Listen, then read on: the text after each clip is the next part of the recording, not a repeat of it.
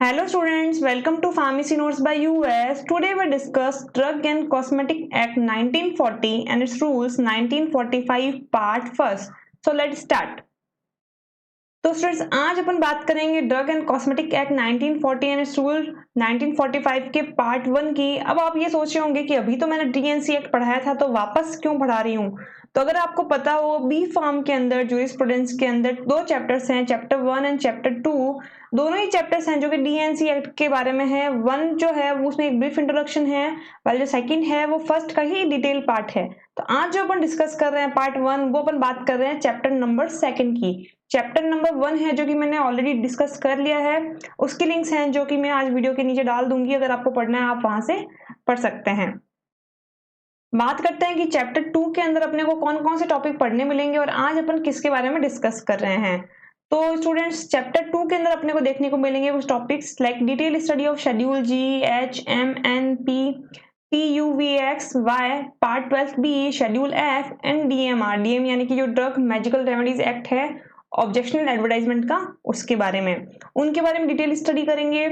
Cell of drug, wholesale, retail sale, restricted licence, offence and penalties, यानी कि जब अपन drugs को सेल कर रहे हैं होलसेलर को, रिटेलर को, तो कौन कौन सी चीजों का ध्यान रखना है और अगर वो चीजें फॉलो अप नहीं होती है सही तरीके से तो कौन कौन सी पेनल्टीज अपने को देखनी पड़ सकती हैं।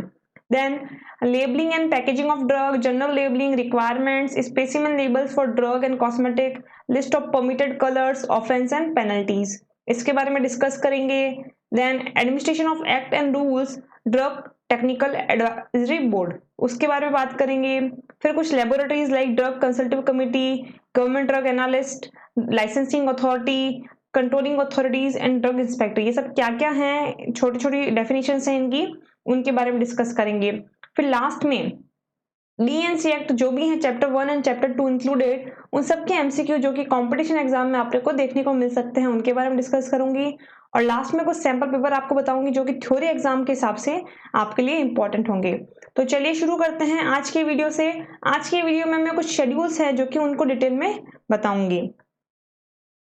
सबसे पहले बात करते हैं डिटेल स्टडी ऑफ शेड्यूल्स, जिसमें बात करते हैं शेड्यूल जी की। अगर आपको याद है शेड्यूल जी की, तो मैंने आपको शेड्यूल जी के बारे में प्रीवियस वीडियोस में बताया था चैप्टर 1 में कि it is a list of drug required to use only under medical supervision, यानी कि वो तरीके की दवाएं जो कि अपने को सिर्फ और सिर्फ मेडिकल सुपरविजन के अंदर लेनी चाहिए, वो सारी की सारी शेड्यूल जी में आती हैं। Most of this are hormonal preparation, the label must display the text, यानी कि मोस्टली जो ये शेड्यूल जी में जो भी मेडिसिन आती है वो हार्मोनल प्रिपरेशन हैं, यानी कि हार्मोनल की तरह से आप समझ सकते हैं कि जो रेयर मेडिसिन हैं या जो रेयर डिजीज हैं उसके अंदर ये बात की जा रही है। इसमें मोस्टली जो ड्रग है वो डिस्प्ले टेक्स्ट के रूप में है, जो लेबल पे भी रहती है, यानी कि उसके अंदर कंटेंट क्या है, क्या लिखा है, साथ साथ शेड्यूल जी भी उस पर लिखा रहता है। क्वेश्चन इसके अंदर अपने को मोस्टली मिलता है, it is dangerous to take this preparation except under medical supervision, यानी कि ये जो भी मेडिसिन हैं जो शेड्यूल जी के अंदर दे गई हैं उन्हें सबको अपने को मेडिकल सुपरविजन के अंदर ही लेना चाहिए, वरना वो डेंजरस हो सकती है, घातक हो सकती हैं। एग्जाम्पल की कुछ बात करें जो कि शेड्यूल जी के अंदर अपने को देखने को मिलता है, लाइक टेस्टोलैक्टोन, थायोटीपा, हाइड्रोक्सीयूरिया, कार्बोटामाइड, टिमिडोन, मर्कैप्टोप्यूरिन, मिथोक्सामाइड एंड थायोटीपा। अगर आप गौर से देखें लाइक टेस्टोलैक्टोन है, थायोटीपा, ये सारी की सारी क्या है, एंटी कैंसर ड्रग्स हैं, तो ऑब्वियस है इनको अपने को एक मेडिकल सुपरविजन के अंदर ही लेना चाहिए, कुछ रेयर डिजीज को ट्रीट करने के लिए है, क्योंकि ऑब्वियस है ऐसी कॉम्प्लिकेटेड डिजीज को अगर वो ट्रीट करेंगे उनके जो साइड इफेक्ट हैं वो भी काफी ज्यादा ट्रिकी होंगे, काफी हो सकता है डिफिकल्ट हो, तो उसका सुपरविजन बहुत ही ज्यादा जरूरी है। That why we have to take this types of medicine under the proper medical supervision. फिर बात करते हैं शेड्यूल एच की। शेड्यूल एच में मैंने आपको बताया था कि दो तरीके के शेड्यूल हैं, एच एंड H1। एच की बात करें तो it is the list of prescriptional medicine, यानी कि वो ड्रग्स जो कि अपन प्रिस्क्रिप्शन के आधार पर ही ले सकते हैं। और प्रिस्क्रिप्शन कौन लिखेगा, अगेन RMP, यानी कि रजिस्टर्ड मेडिकल प्रैक्टिशनर। वो सारी की सारी मेडिसिन जो शेड्यूल एच में आती हैं। कौन कौन सी ड्रग्स हैं, इसके अंदर अपने को क्या देखने को मिलता है, लेबल के ऊपर किस तरीके से मेंशन होती हैं, उसके बारे में डिटेल स्टडी करते हैं। The drug label must display the text RJ on the left corner of the label, and Schedule H drug warning is to be sold by retail on prescription of registered medical practitioner only। यानी कि कहने का मतलब ये है कि जो भी इसका पत्ता है दवाई का, जो कि शेड्यूल एच के अंदर आती है, ठीक है। जैसे सपोज अल्प्राजोलम मेडिसिन है, ठीक है, जो कि तिक्स anti anxiety anti depressant medicine है, नींद देने के लिए भी काम ली जाती है, वो आप दे रहे हैं। तो इसका जो पता होगा उसके ऊपर लेफ्ट साइड में आपको एक 8J का साइन देखने को मिलेगा। साथ ही साथ इसके अंदर आपने को एक वार्निंग भी मिलेंगी शेड्यूल एच की, जिसमें लिखा होगा to be sold by retail on the prescription of registered medical practitioner only, यानी कि इसे सिर्फ तभी बेचा जाए जबकि इसका प्रिस्क्रिप्शन वो लेकर आए पर्सन जो कि दिया गया हो RMP यानी किसी डॉक्टर के द्वारा। आपने बहुत बार देखा होगा कि मेडिसिन के ऊपर है जो कि 8J है जो कि लिखा होता है। इसका मतलब क्या है? तो बेसिकली जो 8J है ये लैटिन टर्म से बना है। R का मतलब होता है रेसिपी, मतलब कि टेक दो, यानी you take, you have to take that medicine. And J का मतलब होता है it is a sign of Jupiter which is god of healing, यानी कि एक तरीके से वो मेडिसिन है जो कि आप ले रहे हैं। साथ ही साथ जुपिटर का साइन ये इंडिकेट करता है कि गॉड ऑफ हीलिंग के रूप में, यानी कि आप लें और इससे जल्दी स्वस्थ हो जाएं। कंपटीशन एग्जाम में बहुत बार ये चीज पूछी जाती है। It can only be supplied to licensed parties. It cannot be sold without a prescription, and only the amount specified in the prescription should be sold. The time and data of prescription must be noted. साथ ही साथ अपने को ये चीज भी ध्यान देनी है कि जो भी शेड्यूल एच की ड्रग्स हैं सिर्फ और सिर्फ जो लाइसेंस जिनके पास है उन्हें अपन बेच सकते हैं। साथ ही साथ बेचने का मतलब ये हो गया कि जो अपन मैन्युफैक्चरर से जो बंदा ले रहा है ये मेडिसिन, वो लाइसेंस्ड पार्टी होनी चाहिए। साथ ही साथ ये मेडिसिन उन्हीं को दी जानी चाहिए जिनके पास एक प्रॉपरली प्रिस्क्रिप्शन हो। उस प्रिस्क्रिप्शन के अपने पास भी एक तरीके से कॉपी रहती है। साथ ही साथ किस टाइम पे दिया, क्या तारीख थी, वो चीज भी है जो कि एक फार्मासिस्ट को नोट करके रखनी चाहिए। एग्जाम्पल की बात करेंगे कौन कौन सी ड्रग्स हैं जो शेड्यूल एच के अंदर आती हैं, तो ऑब्वियस है वो हार्मोनल या फिर सुपरविजन वाली ड्रग नहीं होंगी, बट अगेन उनका प्रिस्क्रिप्शन अपने को रिक्वायर्ड है। जैसे कि मोस्टली जो एंटीबायोटिक्स हैं वो सारी की सारी शेड्यूल एच में आती हैं। पेन किलर शेड्यूल एच में आती हैं काफी सारी। फिर बात करते हैं एग्जाम्पल की, जैसे endogenic, anabolic, oestrogenic, progestational substances, alprazolam, hepatitis B vaccine, adrenocorticotropic hormones, ibuprofen and vasopressin, यानी कि इस तरीके के मेडिसिन आप विदाउट प्रिस्क्रिप्शन है जो कि नहीं ले सकते। एक चीज और होती है जस्ट आपके नॉलेज के लिए, OTC यानी कि ओवर द काउंटर मेडिसिन, जैसे कि पैरासिटामोल है। इस तरीके के मेडिसिन को लेने के लिए आपको प्रिस्क्रिप्शन की जरूरत नहीं होती। फिर बात करते हैं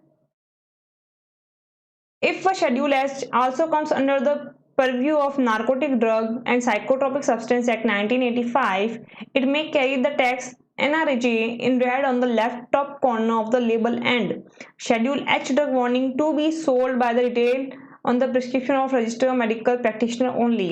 यानी कि जैसे सपोज जो शेड्यूल एच की मेडिसिन हैं जो कि अपने को किसी न किसी प्रिस्क्रिप्शन के आधार पर ही दी जा रही हैं, अगर उसके अंदर कोई नार्कोटिक सब्सटेंस है तो वहां पे आपको 8J की जगह नार्कोटिक 8J है जो कि देखने को मिलेगा, वो भी लाल अक्षरों में लेफ्ट में। और उसके अंदर भी वो सेम बॉन्गिंग होगी कि आपको ये तभी लेना है जब आपके पास एक प्रिस्क्रिप्शन हो RMP का।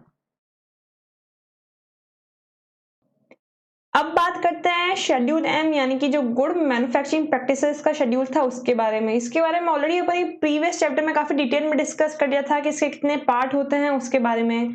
आज जो अपन इस वीडियो में डिस्कस करेंगे वो डिस्कस करेंगे कि जो गुड मैन्युफैक्चरिंग प्रैक्टिसेस हैं, यानी कि जब भी आप मैन्युफैक्चरिंग करेंगे तो जो प्रैक्टिसेस आप वहां पे करेंगे उनके लिए आपको क्या क्या चीजें ध्यान रखनी चाहिए, यानी कि जब आप लाइसेंस लेने जा रहे हैं तब आपको उससे पहले क्या क्या चीजें हैं जो कि कंप्लीट कर लेनी चाहिए, उसके बारे में एक जनरल स्टडी, एक जनरल डिस्कशन है जो कि करेंगे। दो पार्ट में इसको डिवाइड किया गया according to material and according to the equipments requirement. तो शुरू करते हैं। It is defined as the part of quality assurance which is aimed to ensure that the product are consistently manufactured to the quality appropriate to their intended use। यानी कि basically कहने का मतलब ये है कि जो शेड्यूल है HM है वो इस तरीके से अपन डिफाइन कर रहे हैं कि It is a part of quality assurance which is aimed to ensure that the product are consistently manufactured to the quality appropriate to their intended use। यानी कि आप जो भी प्रोडक्ट्स बना रहे हैं, ऑब्वियसली प्रोडक्ट्स एक पर्टिकुलर किसी ह्यूमन बीइंग के या किसी एनिमल के लिए यूज आ रहे हैं, तो जो भी आप बना रहे हैं लगातार आप जो बना रहे हैं आप उस एम के साथ चलेंगे कि वो जो भी आप प्रोडक्ट बना रहे हैं वो उसकी प्रॉपर क्वालिटी हो, साथ ही साथ जो भी अपन उसे यूज कर रहे हैं। It is prescribed the requirement of premises, plant and equipment needed for setting up manufacturing unit. यानी कि बेसिकली जो शेड्यूल एम है यानी कि जो गुड मैन्युफैक्चरिंग प्रैक्टिसेस का शेड्यूल है ये अपने को ये बता रहा है कि जब भी अपने को मैन्युफैक्चरिंग यूनिट एस्टेब्लिश करनी है तो उसके लिए क्या क्या इक्विपमेंट्स लगेंगे, क्या क्या रिक्वायरमेंट होगी प्लांट की, क्या लोकेशन होनी चाहिए, क्या सराउंडिंग्स होनी चाहिए, उसके बारे में। It is also documents every stage of manufacturing, packing, storage, transportation, checking and testing of medicinal product, maintenance और keeping records। साथ ही साथ अपने को ये भी शेड्यूल के अंदर देखने को मिलेगा कि पैकिंग के अंदर अपने को क्या क्या चीजें ध्यान रखनी है, स्टोरेज के लिए क्या ध्यान रखना है, अपन ट्रांसपोर्ट कर रहे हैं तब क्या क्या चीजें देखनी है, मेंटेनेंस कैसा होगा और रिकॉर्ड किस तरीके से मेंटेन करने हैं। पार्ट 1 की बात करें, requirement for premises and materials, यानी कि जब आप मैन्युफैक्चरिंग करने जा रहे हो तो क्या कौन सी आपकी लोकेशन होनी चाहिए, मटेरियल के बारे में आपको कौन सा यूज करना है, उसके बारे में डिस्कशन करते हैं। पार्ट 1 का जो पहला है लोकेशन एंड सराउंडिंग्स, यानी कि जहां पे भी आप मैन्युफैक्चरिंग बिल्डिंग लगा रहे हैं उसकी सराउंडिंग कैसी होनी चाहिए उसके बारे में। The factory building shall be situated and constructed to avoid contamination from an open sewage, drain, disagreeable and obnoxious odor, dust and smoke। जहाँ पे भी अपन इंडस्ट्री लगा रहे हैं कोशिश ये करनी है कि वो काफी ज्यादा क्लियर इन्वायरमेंट में हो, वहां पे खुद के पास कोई ऐसी कंटामिनेशन ना हो जो कि उस सिस्टम के अंदर जो अपनी मेडिसिन है, फॉर्मुलेशन है, उसमें कोई कंटामिनेशन है जो कि ऐड कर सके। जैसे कि कोई सीवरेज लाइन नहीं होनी चाहिए, कोई गंदगी नहीं होनी चाहिए, कोई ऑब्नॉक्सियस ऑडर यानी कि बहुत ही कोई गंदी स्मेल है जो किसी ना किसी रीजन से आ रही है, कोई स्मोक है, वो वहां नहीं होना चाहिए। फिर बात करते हैं बिल्डिंग एंड प्रीमाइसेस की। A building for manufacturing unit shall permit work under hygienic condition, यानी कि जो भी बिल्डिंग है मैन्युफैक्चरिंग के लिए अपन ले रहे हैं कोशिश ये करनी चाहिए कि वो बिल्डिंग प्रॉपर हाइजीनिक कंडीशन को मेंटेन कर सके। It should be free from any insect, rodents, light ventilation facility should be adequate. साथ ही साथ कोई भी इंसेक्ट या रोडेंट्स यानी कि कोई भी बाहर का जो जानवर है या इस तरीके की चीजें हैं जो कि अंदर वहां पे अपना घर ना बनाए, या साथ ही साथ उनकी अंडीज प्रॉपरली है जो कि अपन लॉक कर सकें। लाइट एंड वेंटिलेशन बहुत ही अच्छा होना चाहिए। वॉल्स एंड जो फ्लोर्स हैं वो भी कोई क्रैक नहीं होना चाहिए, कोई डैम्प नहीं होना चाहिए। Premises should be also confirmed with provisional of Factory Act. It shall be located so as to be। साथ ही साथ जो भी प्रीमाइसेस हैं मैन्युफैक्चरिंग के इंडस्ट्रीज के लिए उसमें सब चीजें वो होनी चाहिए जो कि एक फैक्ट्री एक्ट के अंदर लिखी गई हैं। साथ ही साथ building should be compatible of other manufacturing operation carried out in the same premises. साथ ही साथ जो बिल्डिंग है इस तरीके से कंपैटिबल होनी चाहिए कि अगर एक साथ काफी सारी ऑपरेशंस किए जा रहे हैं प्रीमाइसेस के अंदर तो उसके अंदर उसको वन वे टू दूसरे वे में आसानी से ट्रांसफर किया जा सके। साथ ही साथ space should be adequate for placement of equipment and material to avoid mixup contamination risk of different drugs and component. साथ ही साथ जो मैन्युफैक्चरिंग इंडस्ट्री है जो एरिया वो इतना होना चाहिए, इतना एडिक्वेट होना चाहिए प्लेस कि कोई भी इक्विपमेंट्स या मटेरियल अपन यूज कर रहे हैं तो उसकी मिक्सिंग ना हो जाए कहीं पे। कभी कभी ये होता है कि जगह कम है तो पॉसिबल है कि उस डस्ट से है जो कि कोई दूसरी कंटामिनेशन हो सकती है, तो वो चीजें नहीं होनी चाहिए। हर चीज का एक सेपरेट रूम या सेपरेट है जो कि लॉबी होनी चाहिए ताकि इस तरीके के जो कंपोनेंट मिक्सिंग की जो एरर है वो कम से कम हो। Designed, constructed and maintained to prevent entry of insect, rodents, interior surface, wall floors, ceiling shall be smooth and free from cracks and permit easy cleaning and disinfection। साथ ही साथ जैसा कि मैंने आपको बताया कि जो भी अपन मैन्युफैक्चरिंग इंडस्ट्री है इस तरीके से बनाई जानी चाहिए, उसकी जो दीवारें हैं, खिड़कियां हैं, लॉक एंड सिस्टम्स हैं वो इस तरीके से होने चाहिए कि इंसेक्ट्स या फिर जो भी रॉडेंट्स हैं उनसे अपन उन्हें आने जाने में प्रिवेंट कर सकें। साथ ही साथ सफाई अच्छी होगी तो ऑटोमेटिकली ये चीजें क्रिएट भी नहीं होगी। प्लस जो भी वॉल्स फ्लोर्स हैं उनमें कोई क्रैक्स नहीं होने चाहिए। अगर क्रैक्स होंगे तो उस पर्टिकुलर कंटेंट को आपके सिस्टम में ऐड हो सकता है तो वो कंटामिनेशन फैला सकता है, वो चीज नहीं होनी चाहिए। प्रॉपर क्लीनिंग होनी चाहिए, प्रॉपर डिसइंफेक्शन होना चाहिए ताकि सारी की सारी चीजें असेप्टिक कंडीशन में बनेगी तो जो ड्रग है वो इफेक्टिव एंड एफिकेट भी होगी। Then building should have a proper drainage system, sanitary fitting and electrical fixture shall be proper and safe। साथ ही साथ जो बिल्डिंग है जिससे सपोज गंदा पानी निकल रहा है या फिर चीजों को आप इक्विपमेंट्स को साफ कर रहे हो तो जो चीज निकल रही है वाटर के रूप में, प्रॉपर ड्रेनेज सिस्टम होना चाहिए ताकि कोई भी चीज है जो कि आपके वहां पे नहीं हो और कोई भी है जो कि बाहरी कंटामिनेशन है जो ना फैलाए। Proper fire safety measures and proper exit should be there. साथ ही साथ इंडस्ट्रीज के अंदर प्रॉपर फायर सेफ्टी मेजर्स भी होनी चाहिए। बाई चांस किसी रीजन से आग लग जाए तो वहां पे खुद के पास एक तरीके का फर्स्ट एड सिस्टम अवेलेबल होना चाहिए। कहीं ना कहीं आप अगर गौर से देखें तो सारे सिस्टम वो हैं कि अगर आप कोई मैन्युफैक्चरिंग इंडस्ट्री बना रहे हो तो आपको कौन कौन सी चीजें ध्यान में रखनी है ताकि आपको लाइसेंस है जो कि आसानी से मिल जाए, उन सब के बारे में ही अपन डिस्कस कर रहे हैं। यानी कि जब भी कोई इंस्पेक्टर इंस्पेक्ट करने के लिए आएगा तो वो इन चीजों को अच्छे से चेक करेगा। Drawing space for raw material should be separate and prevent it from flies, insect and dust. साथ ही साथ जो रॉ मटेरियल्स हैं जहाँ पे अपन स्टोर कर रहे हैं, कोशिश ये करनी चाहिए कि वहां पे कोई भी फ्लाइज, इंसेक्ट या फिर डस्ट सिस्टम ना हो जो कि आपके सिस्टम को कंटामिनेट कर सके। वाटर सप्लाई की बात करें, water supply should be pure and portable quality, adequate provision of water for washing the premises shall be made. साथ ही साथ जो वाटर अपन यूज कर रहे हैं वो काफी प्योर होना चाहिए, कंटामिनेट नहीं होना चाहिए। साथ ही साथ क्योंकि अपने को वॉशिंग के लिए काफी अच्छी एडिक्वेट अमाउंट ऑफ वाटर चाहिए, तो इसके लिए भी अपने को ये चीज ध्यान रखनी है। साथ ही साथ कोशिश ये करनी है कि कम से कम वाटर है जो कि वेस्ट हो। डिस्पोजेबल ऑफ वेस्ट, साथ ही साथ जब आप काम कर रहे हैं तो ऑब्वियसली काफी सारा डिस्पोज भी बनेगा जिसे आपको फेंकना होगा जो आपके काम का नहीं है, तो वो किस तरीके से है जो कि डिस्कार्ड किया जाए उसके लिए भी आपको कुछ फॉलोअप लेने पड़ते हैं। जैसे disposable of sewage and effluents. Effluents basically जो लिक्विड गंदगी है, लिक्विड सेवेज है, उसके बारे में बात कर रहे हैं। It from the factory should be as per environmental pollution control board, यानी कि according to environment pollution control board के अकॉर्डिंग आपको सेवेज को किस तरीके से है जो कि फेंकना चाहिए, किस तरीके से आपको ध्यान रखना है कि वो नॉर्मल पॉपुलेशन के अंदर है जो कि ना चला जाए या फिर वो कहीं ना कहीं कोई गंदगी ना फैलाए या किसी ह्यूमन को उससे नुकसान ना हो। इस तरीके से आपको उनको डिस्कार्ड करना है। All biomedical waste should be destroyed as per biomedical waste management rule 1996। साथ ही साथ जो भी बायोमेडिकल वेस्ट है उनको अपने को डिस्ट्रॉय करना है अकॉर्डिंग टू द रूल 1996।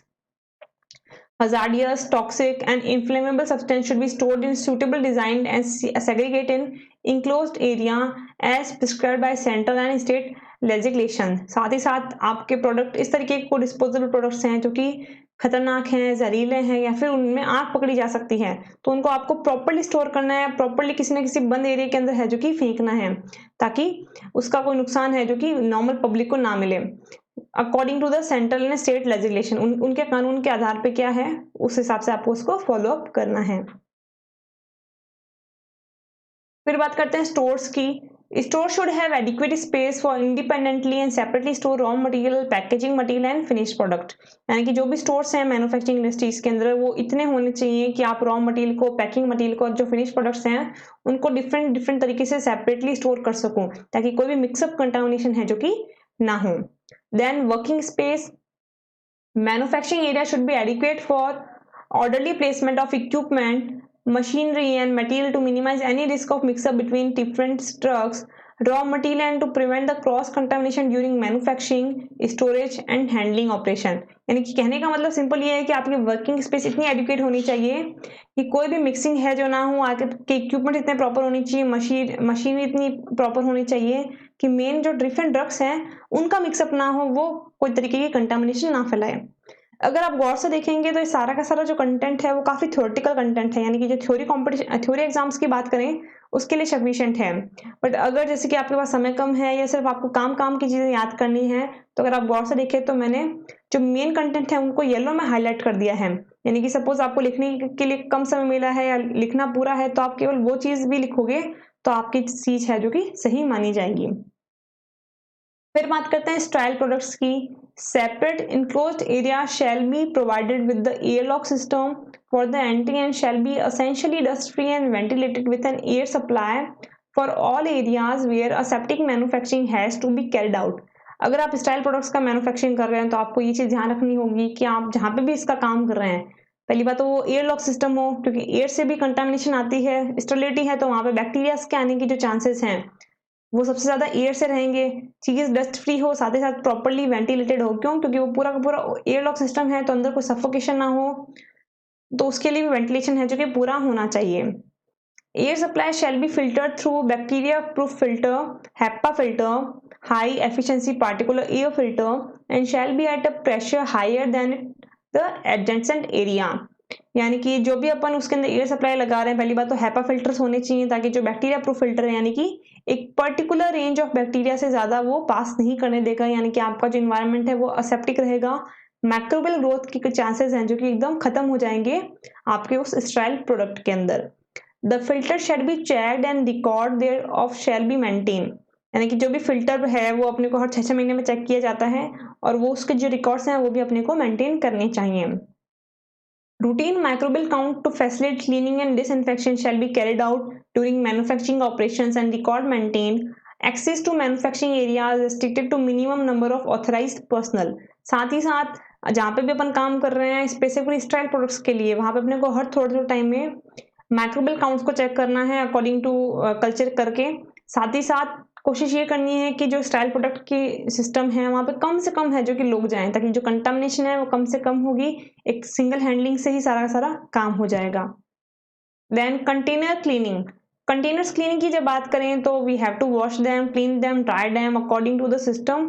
तो washing, cleaning, drying section of container such as bottles, vials and jars should be adequate arrangement and should be separate from manufacturing operations. यानी कि जब भी किसी चीज को क्लीन करने की बात आ रही है, चाहे वो बोटल्स हैं, जार्स हैं, वायल्स हैं, तो इनकी प्रॉपर क्लीनिंग होनी चाहिए, वॉशिंग होनी चाहिए, फिर उसके अपन को प्रॉपर ड्राइंग करनी है और इसका एक पूरा का पूरा सेपरेट सेक्शन ही होना चाहिए।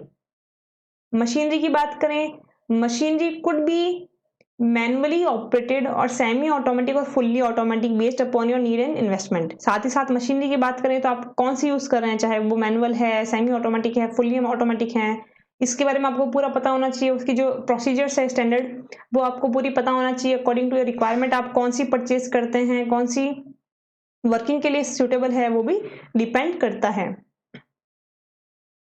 फिर बात करते हैं रॉ मटेरियल्स की।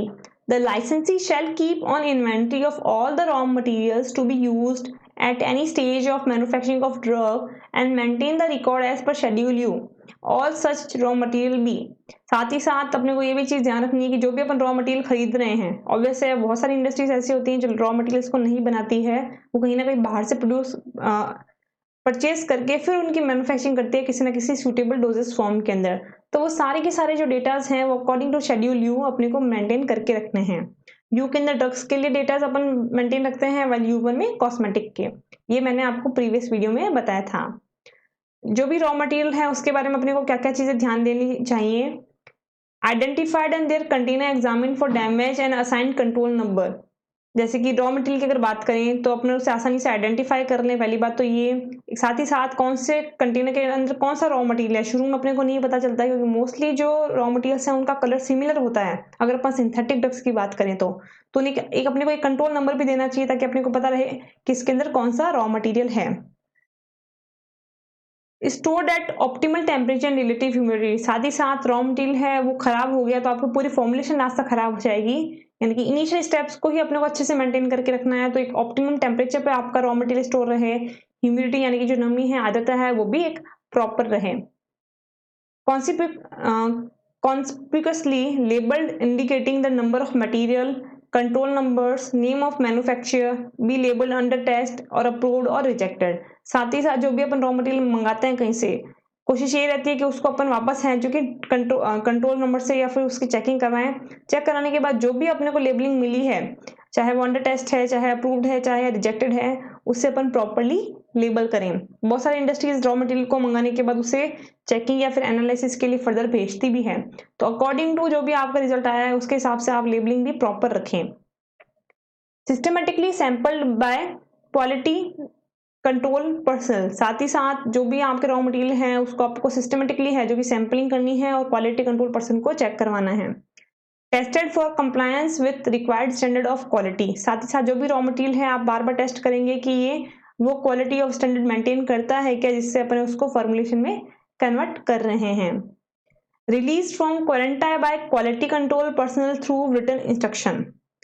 यानी कि जो भी आप रॉ मटेरियल है, जैसे अब राइट ना वो मैन्युफैक्चरिंग इंडस्ट्रीज में जा रहा है किसी ना किसी प्रोडक्ट को बनने के लिए, तो वो जाएगा कहाँ से, वो जाएगा क्वारंटाइन पार्ट से। क्वारंटाइन पार्ट वो है कि जब उस प्रोडक्ट की रिक्वायरमेंट नहीं है, चाहे वो रॉ हो चाहे वो इंटरमीडिएट हो, वहां कुछ समय के लिए स्टोर कर दिया जाता है। तो वहां स्टोरेज के बाद जब वो क्वालिटी कंट्रोल के पास जाएगा तो वो एक रिटन इंस्ट्रक्शन के थ्रू ही है जो कि शिफ्ट होता है। The stock rotation is so organized that it is on the basis of first come first out। साथ ही साथ जो स्टॉक है, जब भी आप मैन्युफैक्चरिंग कर लें प्रोडक्ट्स की, तो आपको ये ध्यान रखना है कि आपने जो माल पहले बनाया वो पहले आपको निकालना भी है, क्योंकि हर चीज़ की एक एक्सपायरी होती है। तो जो जितना पहले बना है, जो जितना पहले जाएगा, आपका प्रॉफिट भी उतना ही होगा और आपके पास पड़ा हुआ सैंपल है जो कम से कम खराब होगा। The all rejected material are conspicuously identified, are destroyed और returned। साथ ही साथ अपने को ये चीज़ भी ध्यान रखनी है कि अपने पास क्लियरली ये रहे कि कौन सी चीज़ अपने को डिस्ट्रॉय करनी है, कौन सी रिटर्न करनी है to the supplier as soon as possible and record maintain there of. साथ ही साथ अपने को ये भी चीज़ ध्यान रखनी है कि कोई सैंपल अपने दिया है तो आइडेंटिफाई करना, डिस्ट्रॉय करना, रिटर्न हो रहा है तो उसके बारे में ध्यान रखना। ये सारी चीज़ें अपने को ध्यान करनी है, साथ ही साथ उनको प्रॉपरली रिकॉर्ड्स में मेंटेन भी करना है। फिर बात करते हैं इक्विपमेंट्स की कि कौन कौन से इक्विपमेंट्स होने चाहिए, कैसे होने चाहिए। तो equipment shall be constructed, designed, installed and maintain to achieve operational efficiency to attain desire quality. यानी कि जो भी अपन इक्विपमेंट्स ले रहे हैं तो ऑब्वियस से हर इंसान का कोई डिजायर होता है कि आप उस इक्विपमेंट से क्या चाहते हो। सबसे पहले तो आपके पास कॉस्ट कितनी है, आपके पास अमाउंट कितनी है, उसके हिसाब से आप मैनुअल, सेमी ऑटोमेटिक और ऑटोमेटिक को चूज करते हो। फिर आप ये देखते हो कि उसकी एफिशिएंसी कितनी है, वो कितना काम कर सकता है, आपको क्या रिजल्ट दे सकता है। उसके आधार पर सबसे पहले आपका ये रहता है कि जो भी मैं काम कर रहा हूँ उसकी एफिशिएंसी बहुत अच्छी हो ताकि एक अच्छी क्वालिटी ऑफ प्रोडक्ट मेरे को मिले। Then prevent physical, chemical and physiochemical changes to surface contact. साथ ही साथ जब भी अपन एक इक्विपमेंट को इंस्टॉल कर रहे हैं तो अपने को ये चीज़ ध्यान रखनी है कि जो भी कॉन्टेक्ट्स हैं वो कम से कम हो अदर, ताकि इसमें कंटामिनेशन भी कम से कम आए।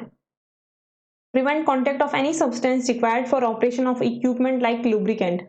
साथ ही साथ अपने को ये भी चीज़ ध्यान रखनी है कि जैसे आपने इक्विपमेंट को है जो कि जचाने के टाइम पे you need lubricants for that equipment. तो कोशिश ये करनी है कि उन सब्सटेंस का इन्वॉल्वमेंट आपके सिस्टम के अंदर ना हो, यानी कि कंटामिनेशन ऑफ लुब्रिकेंट उसमें ऐड ना रहे। Facilitate thorough cleaning wherever necessary. साथ ही साथ इक्विपमेंट्स को आपको अगर जब भी क्लीन करने की रिक्वायरमेंट है आप प्रॉपर्ली उसे क्लीन करें। इस तरीके से है जो सिस्टम को ऑर्गेनाइज करना चाहिए। Minimise any contamination of drug and their container during manufacture. साथ ही साथ कोशिश ये करनी है कि इक्विपमेंट जैसे अपने अरेंज किए हैं इस तरीके से अरेंजमेंट हो वन बाय वन स्टेप की, जो कंटामिनेशन है सिस्टम का, ड्रग का, वो कम से कम हो। जैसे कि रॉ आप आसानी से एक सिस्टम से दूसरी जगह लेकर आ गए, फिर वन बाय वन है जो कि रूम्स हैं जो कि सिस्टम आपका टेस्ट हो, यानी कि यहाँ पे काम हो गया फिर नेक्स्ट स्टेप ही इस कमरे में है, फिर नेक्स्ट स्टेप इस कमरे में है। ऐसा ना हो कि रॉ मटेरियल है जो कि ग्राउंड फ्लोर पर है, आपकी मिक्सिंग है जो थर्ड फ्लोर पर हो रही है, फिर वापस है जो कि आपका फॉर्मुलेशन है जो फर्स्ट फ्लोर पर हो रहा है। यानी कि शिफ्टिंग के अंदर कंटामिनेशन कम से कम हो, इस हिसाब से ही आपको लोकेशन भी डिसाइड करनी चाहिए। Equipment used for critical steps in progress shall be maintained by device capable of recording the parameters of withdrawal system to indicate malfunction and shall be calibrated, tested and recorded। साथ ही साथ कोई critical step है कोई manufacturing के अंदर जहाँ पे अपन कोई tough type of equipment use कर रहे हैं तो अपने को ये ध्यान रखना चाहिए कि उसमें जो भी पैरामीटर्स हैं, चाहे वो टेम्परेचर है, चाहे वो ड्राइंग टेम्परेचर है, चाहे वो एयर पासिंग सिस्टम है, उसे आप मैनुअली ऑटोमेटिकली भी हैंडल कर सको। साथ ही साथ कुछ भी चीज़ें अगर माल फंक्शन हो रही है, ऊपर नीचे हो रही हैं, तो तुरंत इंडिकेट हो जाए। कैलिब्रेट भी आप उसे कर सको, टेस्ट भी कर सको और उन चीज़ों को रिकॉर्ड भी कर सको। अब 12th पॉइंट की बात करते हैं मैन्युफैक्चरिंग के अंदर, batch manufacturing record. I know students आपको काफ़ी ज़्यादा लंबा टॉपिक लग रहा होगा क्योंकि मैंने कुछ भी कंटेंट है जो कि डिलीट नहीं किया है अकॉर्डिंग टू आपके थ्योरी पॉइंट ऑफ व्यू से अगर बात की जाए कि आपको सब कुछ आना चाहिए। फिर ऑब्वियस अगर आपको सब कुछ आता होगा और फिर अगर एग्जाम पॉइंट ऑफ व्यू की बात करें तब आप एटलीस्ट उतना लिख सकते हो जो कि आपका एक पर्टिकुलर नंबर ऑफ क्वेश्चन के लिए सफिशिएंट है। फिर इसके अंदर आपको कुछ अल्टर करना है तो आप उसे अपनी तरफ से कर सकते हैं। बाकी जो कंटेंट है मैंने पूरी कोशिश की कि मैं पूरा का पूरा आपको अवेलेबल करवा सकूं। चलिए अब बात करते हैं जीएमपी के अंदर नेक्स्ट पॉइंट की, बैच मैन्युफैक्चरिंग रिकॉर्ड। यानी कि अगर आप बैच में काम कर रहे हैं तो हर एक बैच के बारे में आपको प्रॉपर है जो कि मेंटेन होना चाहिए कि किस बैच में क्या था, उसके बारे में डिस्कस कर रहे हैं। Each batch record should be maintain irrespective of product manufactured. यानी कि जो भी आप काम कर रहे हैं ऑब्वियस से इंडस्ट्रीज के अंदर हर बैच के हिसाब से काम किया जाता है कि इस बैच में 5 लाख मेडिसिन, फिर नेक्स्ट बैच 5 लाख, फिर 5 लाख। यानी कि रॉ मटेरियल को मिक्सअप करना, मिक्सअप करने के बाद फॉर्मुलेट करना, फॉर्मुलेट करने के बाद पैक करना, पैक करने के बाद डिस्पैच करना, ये पूरा का पूरा एक बैच प्रोसेस हो गया, राइट। अब इसके अंदर 5 लाख का बैच है, फिर 5 लाख का बैच है, एक दिन में 2 बैच निकल रहे हैं। ये चीज आपको है जो कि पूरी प्रॉपर आपको रिकॉर्ड के रूप में मेंटेन करनी चाहिए क्योंकि ऑब्वियस है इंडस्ट्री से चीज क्या है कि FIFO first in first out, right. यानी कि आपने जो पहला बैच बनाया आप कोशिश करोगे कि पहले ही वो रिलीज भी हो क्योंकि उसके ऊपर जो एक्सपायरी है, जो मॉडिफिकेशन डेट है, वो सब कुछ प्रिंट हो चुकी है। Manufacturing records are required to provide an account of list of raw material and their quantities obtained from the store, tests conducted during the various stage of manufacture like taste, color, physical characteristics and chemical tests as may be necessary or indicated in the Drug and Cosmetic Act। साथ ही साथ जब आप काम कर रहे हैं batch to batch, तो हर बैच को एक प्रॉपरली आप है जो कि आइडेंटिफाई करेंगे, यानी कि सारे के सारे टेस्ट उसके ऊपर लगते हैं। प्रॉपर बैच, अब प्रॉपर बैच में से आप एक पर्टिकुलर सैंपल लेते हैं और उसके ऊपर सारा का सारा जो डायग्नोस है वो होता है।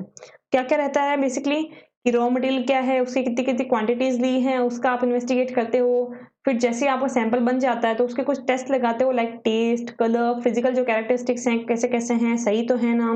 फिर जो केमिकल टेस्ट हैं उसके आइडेंटिफिकेशन के लिए, उनकी प्योरिटी के लिए, उनके परसेंटेज के लिए वो लगाते हो अकॉर्डिंग टू द एक्ट कि उस पर्टिकुलर ड्रग के लिए क्या क्या होने चाहिए।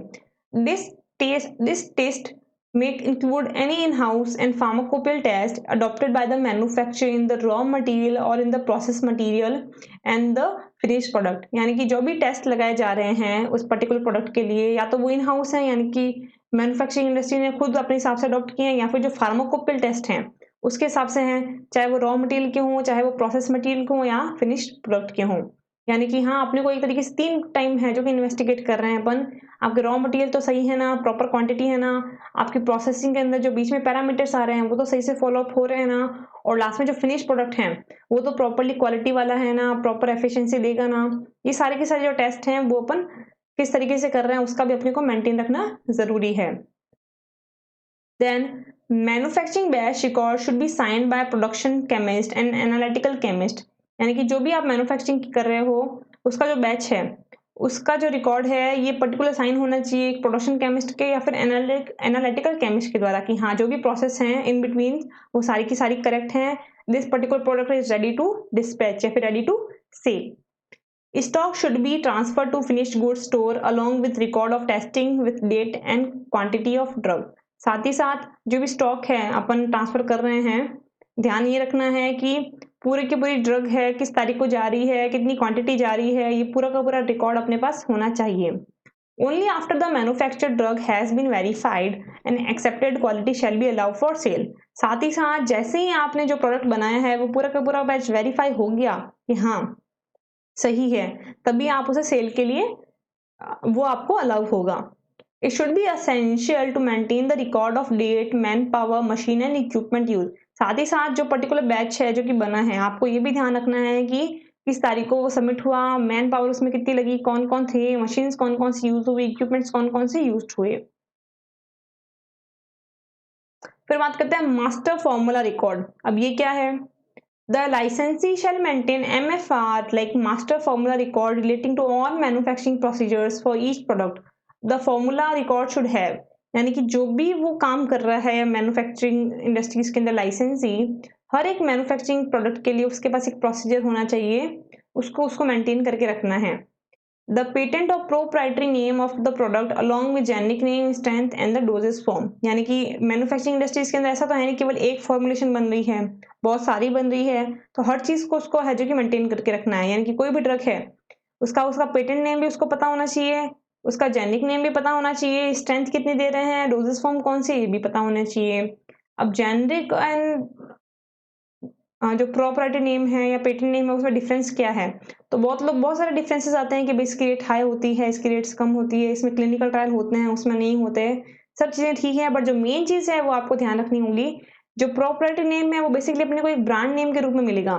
जैसे कि पैरासिटामोल की बात करते हैं क्रॉसिन, एडविल, बैंडेड, ग्रेवोल, पेप्टोल, यानी कि एक पर्टिकुलर ब्रांड नेम होगा, राइट। वाइल अगर मैं बात करूँ जेनरिक नेम की, तो जैसे कि जो अपने को हॉस्पिटल्स में मिलती है, गवर्नमेंट हॉस्पिटल्स में, वहां पे आपको कोई ब्रांड नहीं मिलेगा, वहां पर सीधा का सीधा जो ड्रग है, जो सॉल्ट है वो आपको मिलेगा, लाइक आइब्रोप्रोफेन, राइट। तो वो चीज आपको है जो कि देखनी है। जैसे कि मार्केट में जाओगे तो आपको मे भी मिलेगी Dolo 650 Crocin, while you have to go in the government systems or generic product you get only paracetamol tablet। इस तरीके से चीज वही है, केवल नाम का फर्क है। A description of the final container, packing material, label and closure to be used। साथ ही साथ आपको ये भी पता होना चाहिए जो फाइनल कंटेनर है उसके अंदर अपन क्या क्या है जो कि डिस्क्रिप्शन डाल रहे हैं, लेबलिंग किस तरीके से कर रहे हैं। the identity and quality of the raw material, whether or not it appear in the finished product, the permissible averages that may be included in formulation batch should be indicated. साथ ही साथ raw material कितना है, क्या quality है उसकी, ये भी है जो कि आपको पता होना चाहिए, ये भी आपके पास है जो कि मेंटेन होना चाहिए, चाहे अपन वो फिनिश प्रोडक्ट के अंदर ना डालें. Description of all vessels and equipments and the size use in the progresses.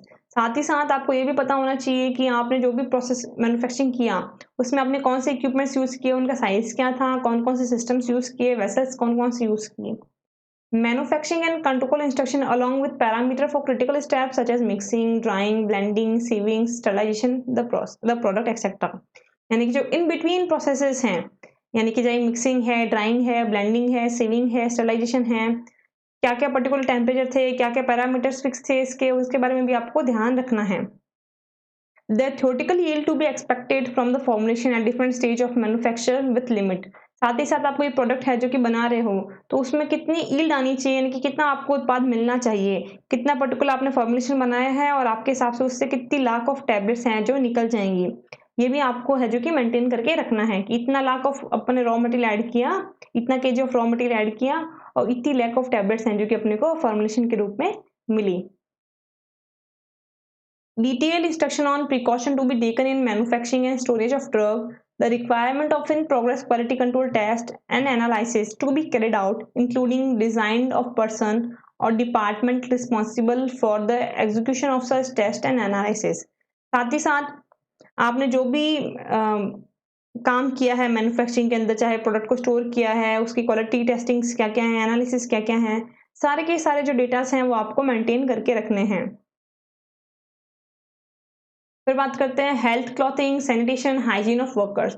Obvious है जो वहाँ पे पर्सन काम कर रहा है वो खुद हेल्दी होगा तभी अपने को एक असेप्टिक कंडीशन के अंदर एक असेप्टिक फॉर्मुलेशन बना के दे सकता है.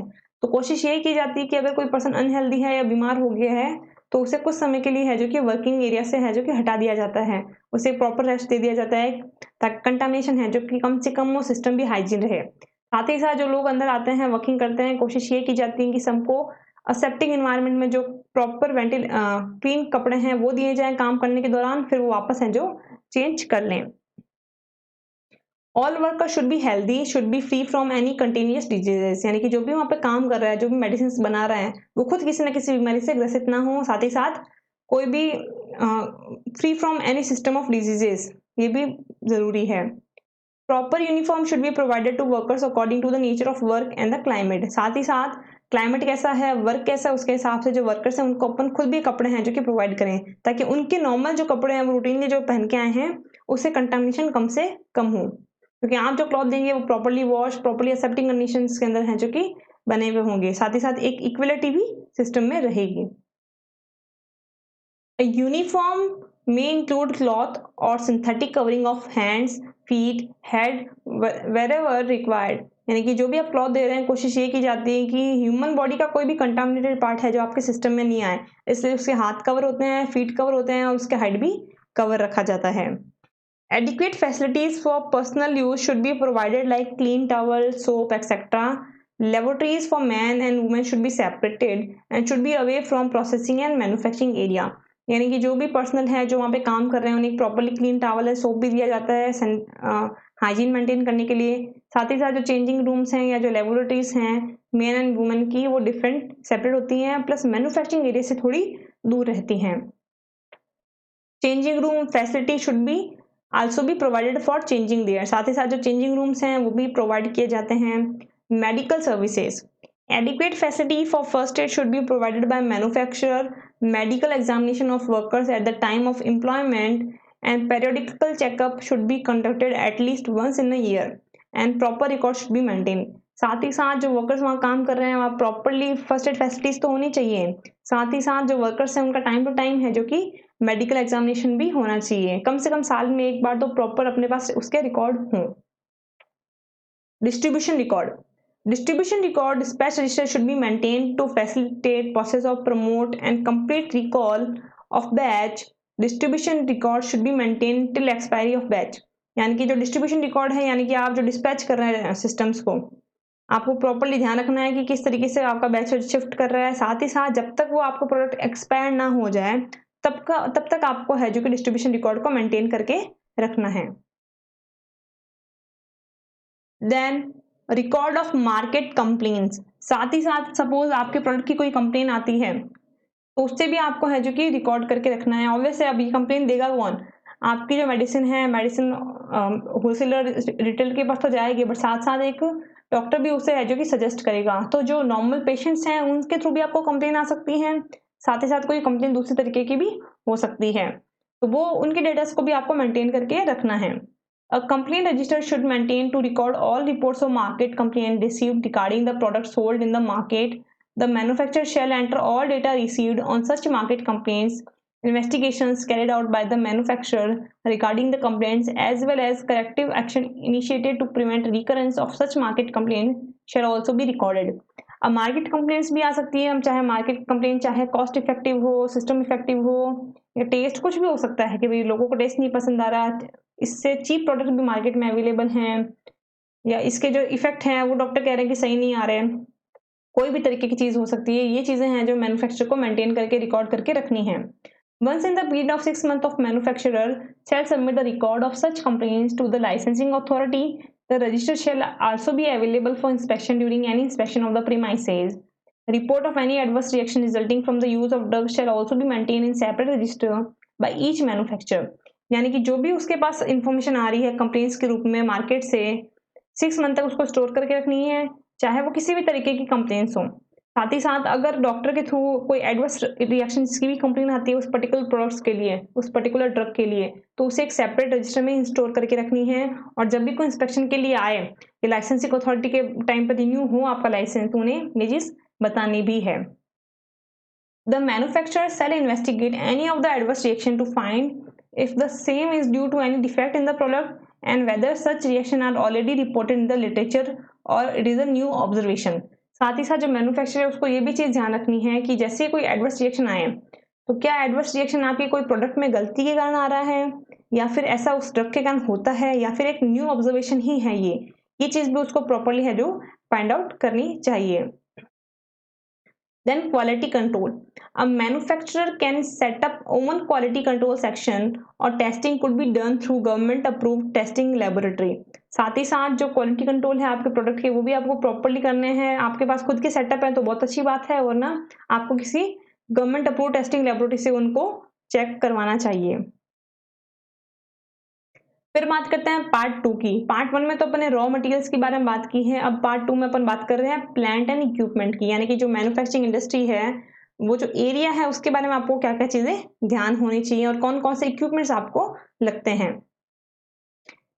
Area, basic installation requirement minimum of 3 square metre for tablet manufacturing up to 60 square metre, यानी कि अगर आप टैबलेट बना रहे हैं तो आपको कम से कम 60 स्क्वायर मीटर का एरिया है जो रिक्वायर्ड रहेगा, और मिनिमम रिक्वायरमेंट है 30 स्क्वायर मीटर एरिया।